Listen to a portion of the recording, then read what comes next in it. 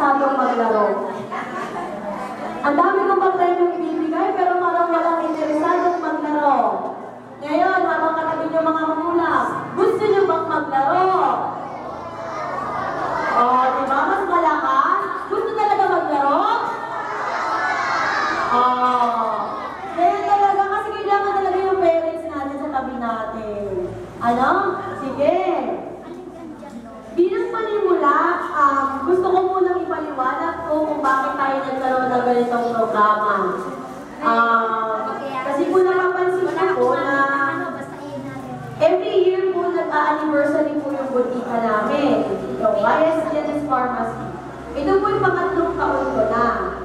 Usually po, ang pinapagawa ko ay medical and dental mission na may kasamang laboratory tests. Unfortunately po, umatin po ako ng convention sa Davao, 3 araw po yun, para po ma-enhance po ako personally sa mga kaalaman ko tungkol sa pagbubutika. So ngayon po, ang naging plano ko po, magkaroon po ng feeding, medyo feeding program, pero at the same time po, part po yung para sa mga bata. So sa mga susunod na buwan po, baka ang susunod naman, mga matanda naman po. Ano po? Para hindi lang bata, sunod naman po, matanda naman po. Middle age at saka po yung mga senior citizen po natin. So, ito po yung tinatawag nating Bata Kilos Program. Kilos, ibig sabihin, una kay, kakain tayo. So, kasama yun sa program natin ngayon, may pagkain tayo. Pangalawa, letter I, informasyon. Informasyon tungkol saan? Nabili yung mga bata dahil medyo mababa po yung timbang nila sa ordinaryong mga bata na kailangan natin ngayon. So, bakit mga bata yung focus natin? Kasi po yung mga bata, doon natin makikita, una, sila po yung tinatawag ng pag-asa ng bayan. Kung bata pa lang po kulang na agad yung nutrition, sigurado po pagtanda na yan, maaari po kulang, hindi na sila makakagulan ng trabaho. Bakit? Magiging sakitin po kasi yung mga bata.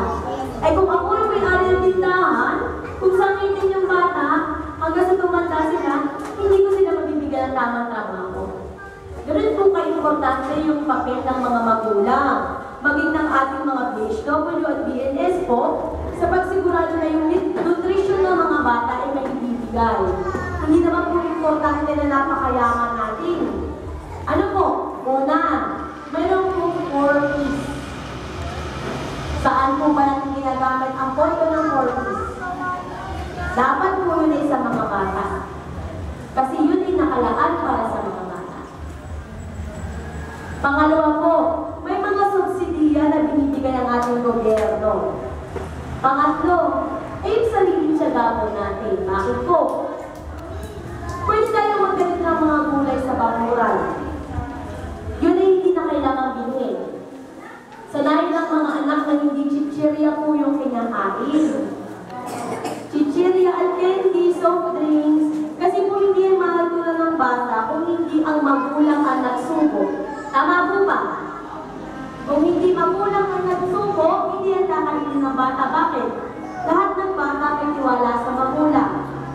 At yung isusubo ng kanyang ina ay tama para sa kanya. So, napaka-importante po doon. Sino dito ang mahilig sa chocolate? Sino dito ang mahilig ng chocolate? Taas ang kamay.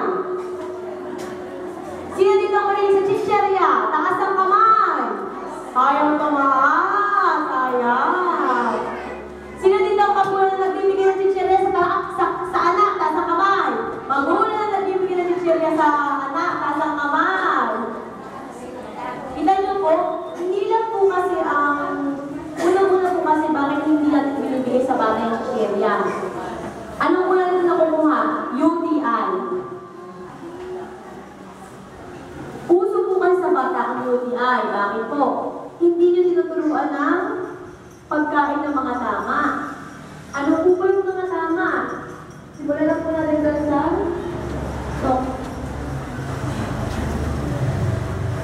So, mayroon po tayong go, roll, and roll foods. Ano ba yung go foods? Tinapay, kanin. Yung flow,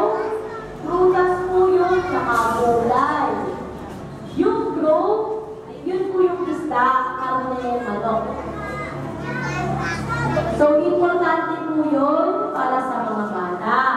Kasi po, kahit po anong vitamins natin, ito po yung pakalatanda natin.